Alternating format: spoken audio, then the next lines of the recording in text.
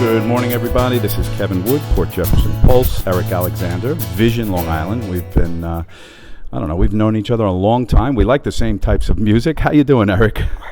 How are you, Kevin? Glad to be on. Thank you. But why don't you describe the company you are with and what your expertise is? Sure. Thanks again, Kevin. Great to be on. Vision Long Island, we're a smart growth planning organization. We focus on downtown revitalization and infrastructure investment, guided by local communities, really from the bottom up. So we essentially do three things. We educate communities on alternatives to the current status of their downtown.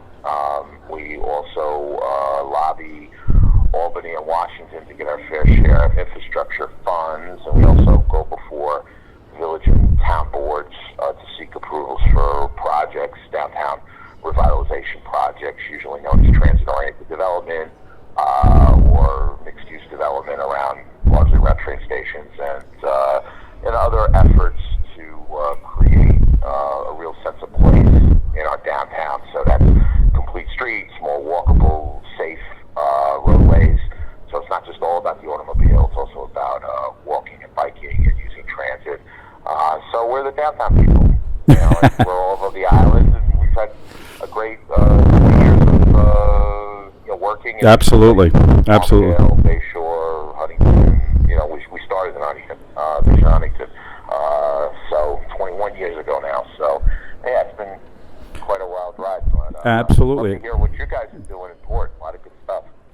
Yes, a lot of good stuff. I think you know that we recently, and I should disclaim that I'm the parking administrator at the Incorporated Village of Port Jefferson. We recently completed a Upper Port parking lot, and the MTA just recently completed their parking lot, and we also had Texaco Park just completed, like last week. So, the beginning steps of actually seeing change.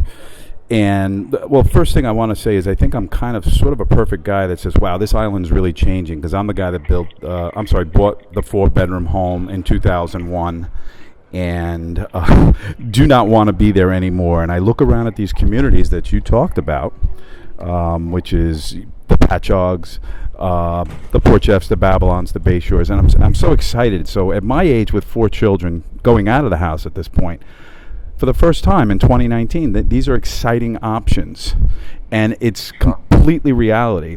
Now, Port Jefferson, alternatively, what people are saying, the naysayers are saying, the uptown thing is taking too long. But as I understand, this whole thing was just as a plan adopted in 2016, 2.5 years ago. Is that the case? Yeah, sure, certainly. I mean, I think plans take, particularly comprehensive plans, take time, and you don't want to rush them because you want to do them right. When you do a comprehensive plan and a GEIS, which is all environmental review, you want to make sure you dot every I, cross every T. And I certainly know about Port Jeff and our experience up there. We certainly have supported your comp plan initiative, your overall plan. And a lot of people have a lot of opinions, and there's a process to get folks engaged, consensus built. And once you've done that, and you've done that the last couple of years, you've been able to secure both public and private financing. Public financing to get dollars out of the MTA is astounding. That's a good thing that you've done that, and you've created, certainly as you mentioned, the park and dealt with some parking issues up there, and also, private investment and having development come forward that really works, and certainly shows if one smart growth reports from us, the Hills. Yes. Developer. Amazing, right? Geo Group. So, that's really great work, and it's not easy. It takes time, and there's a million different steps that are involved, and tons of paperwork, tons of behind-the-scenes things that you could never explain, nor would you want to. But they delay things, and that's unfortunate. But as downtown revitalizations go, you are this is uptown revitalization. You're on a particularly normal path. Some take far longer, quite frankly. Yeah, absolutely. Yeah, so we're constantly being, to be frank, and just open, we're constantly being compared to Patchogue. I think you and I both know that structurally we can't nor do we want to be a Patchogue. We want to be Port Jefferson, but we just can't be. We're a bowl. We're surrounded 180 by water. But going right back to Uptown, where I think it's hard for the average resident to say that this area will get better. The fact is, I understand the small story goes that Mr. Gito, was really reserved about doing that first project, phase 1, if you will. It sold out in record time, and he couldn't get phase 2 built quick enough. And the big word is affordable housing. I've heard workforce housing. I'm telling you, I'm living this. I have 4 children. One just became a Suffolk County police officer, and I'm telling you, he's having trouble, being able, as a single person, to afford something. So, as I understand it, you talk about the shipyard downtown. Listen, there's no secret. That's a luxury complex. They build it at that, and it is. Uptown, we have options, and we're going to have more options, correct? Yeah, look, the price points for phase 1 on the hills, I think, were very favorable and affordable. Our workforce, and certainly they sold out, and clearly you can build more. And I think part of it is the comparisons to Patchogue are a little unfair too, because they didn't do a plan; they just started building stuff because they were at such a low point. Right. That almost it can only go up, right? Can only go up. So they're just now really kind of backing into doing some planning. They have a moratorium now because they've built 700 units plus, and they've had a lot of activity in their main street. I think Port always had a successful downtown, and you've maintained that, and now you're looking at Uptown, and you've got some projects in, and those are the steps that you need to take. So we certainly understand. Look, if everybody, if part of sometimes the delay is involved with people not wanting too much density or too high tall buildings, or wanting to really review every portion of a proposal, which could take a very long time to get that consensus. Of course. And I think it's real those estate. are the types of things you want to. You can't say on one hand, hey, we want a lot of community planning. We want to dot every I, cross every T, and make sure everything is really within the character of the community. And then also say you're not doing it quickly enough. You got to pick one. Yeah, that's a really great point.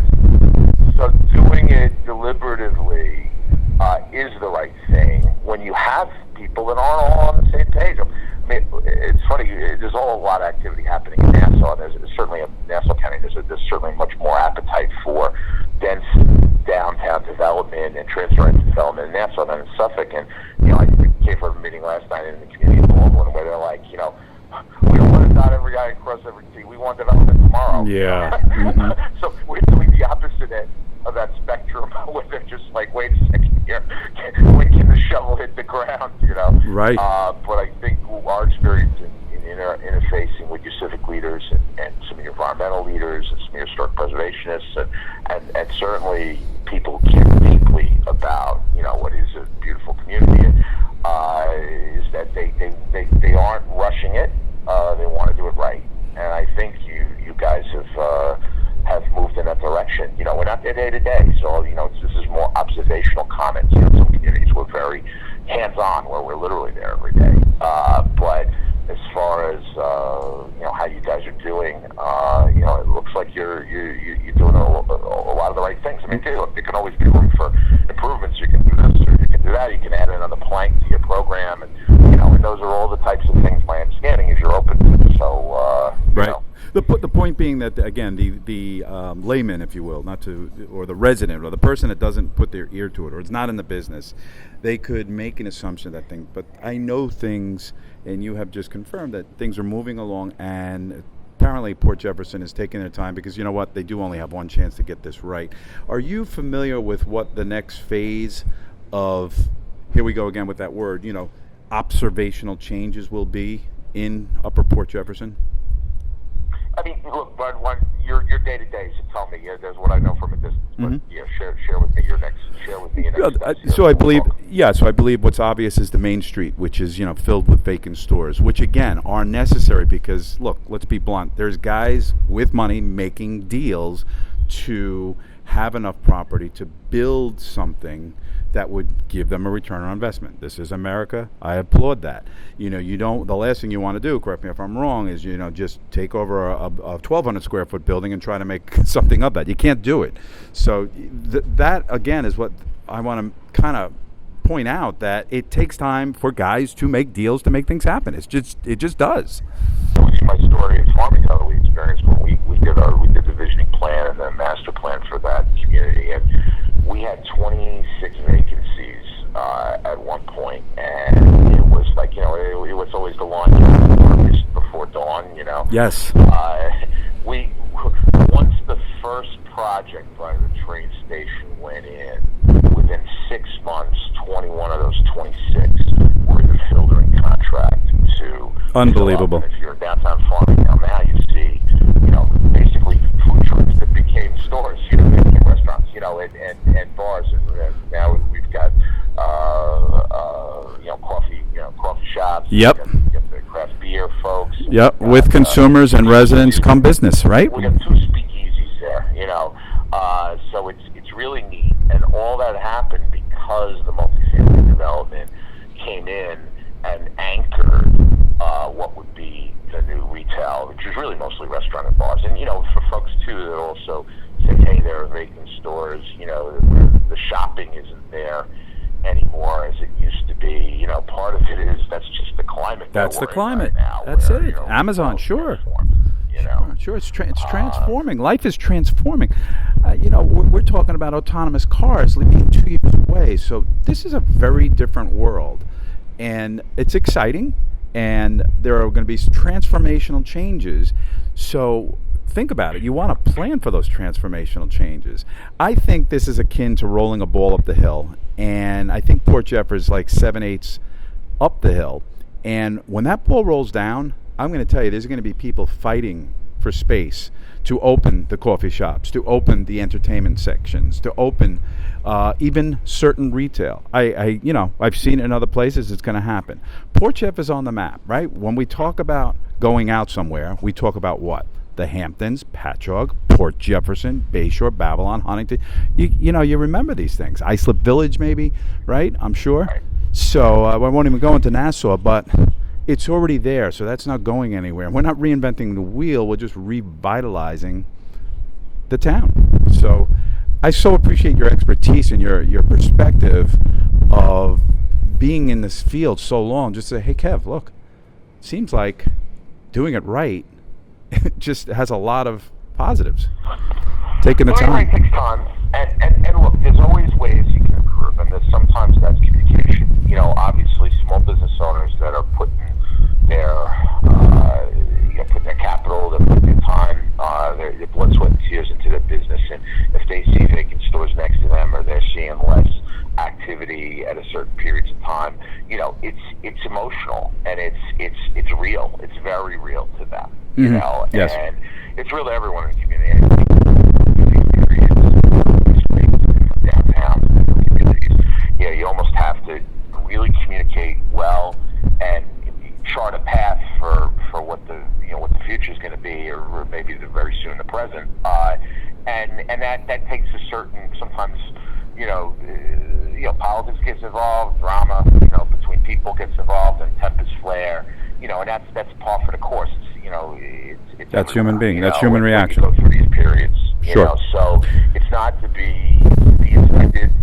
It doesnn't make the pain any less real to folks. But you definitely have done a comprehensive plan. Not every village has gone through that, and that can create opportunities to get the types of development that you want, as opposed to 5 more nail salons, or no disrespect to nail salons, but more and more beauty parlors. You want to get the right things, and you want to do it right, and implementing the public dollars that you've gotten in, that's complicated, and I think that sometimes throws you off, because government, particularly other levels of government, village government usually moves at a pretty decent pace. But when you're dealing with state or county, there are some departments too, and not to dump on the county health department. They're probably one of the worst. In Nassau County, the fire marshals. You have these state grants taking years.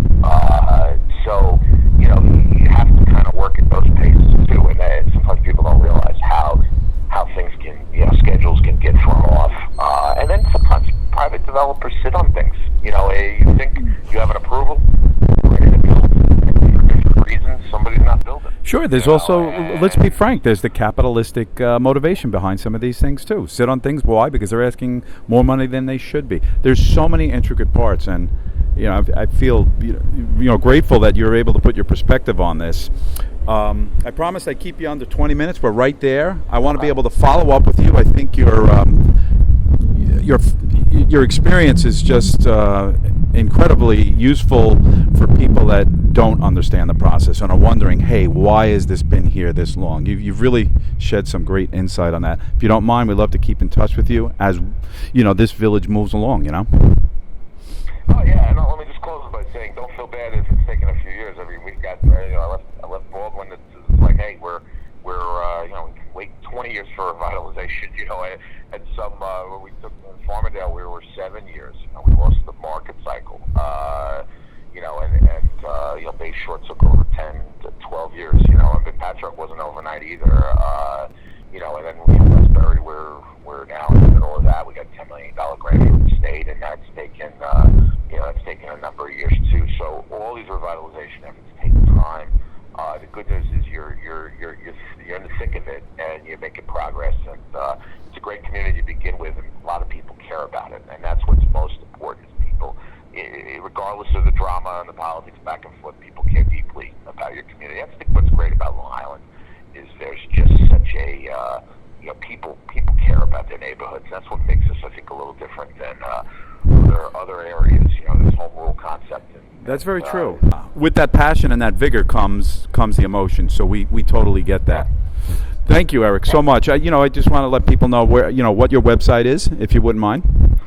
Oh, sure. Yeah, visionlongisland.org. We're also on Facebook, and we have our Smart Growth Awards coming up this Friday. Port Jeff has won multiple awards through the years, and we also have a big summit that we'll probably have you come and speak at, Kevin, on some parking issues. We got that December 6th, but we're working in between, so reach out to us, visionlongisland.org, and hopefully I can come on your show and be face-to-face. I'll see you live. Yes, absolutely. Eric Alexander, Vision Long Island, it's been a pleasure speaking to you. Thank you for your insight, your experience, and we will talk to you soon, and keep in touch with us here at the Port Jeff Pulse. Thank you.